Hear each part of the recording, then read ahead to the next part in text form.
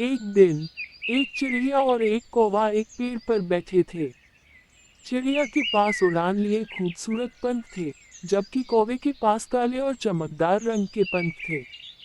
चिड़िया अपनी उड़ान को देखकर गर्व से भरी हुई थी, जबकि कौवा चिड़िया की ऊंचाई और स्वतंत्रता को देखकर ईर्ष्या भरी नजरों से उसे देखता था।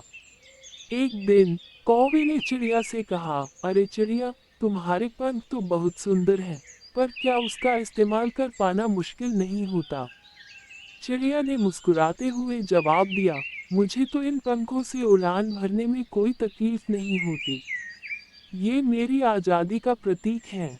कौवे ने सोचा और कहा, तुम्हारे विपरीत मेरे पंख शायद कम सुंदर तो हों, पर मैं उनका इस्तेमाल करके कई जगहों पर जा सकता हूँ और अनेक काम कर सकता हूँ। चिड़िया ने हंसते हुए कहा, हाँ, तुम बिल्कुल सही कह रहे हो, परंतु मेरे लिए स्वतंत्रता और सौंदर्य ही सर्वोत्तम है। दिन रात ये दोनों प्राणी अपनी बातों के साथ गुजारते थे। कौवे कभी चिड़िया की ऊंचाई को और कभी चिड़िया के सुंदर पंखों को देखकर सोचता था।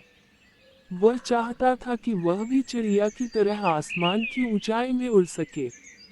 इस कहानी से हमें ये सीखने को मिलता है कि हर व्यक्ति अपने अंदर की शक्तियों और सामर्थ्य का सही इस्तेमाल करके अपने लक्ष्य को हासिल कर सकता है। व्यक्ति की स्वतंत्रता और सौंदर्य का महत्व है, परंतु उसकी क्षमता और कार्यों में उसकी महत्वपूर्ण भूमिका होती है।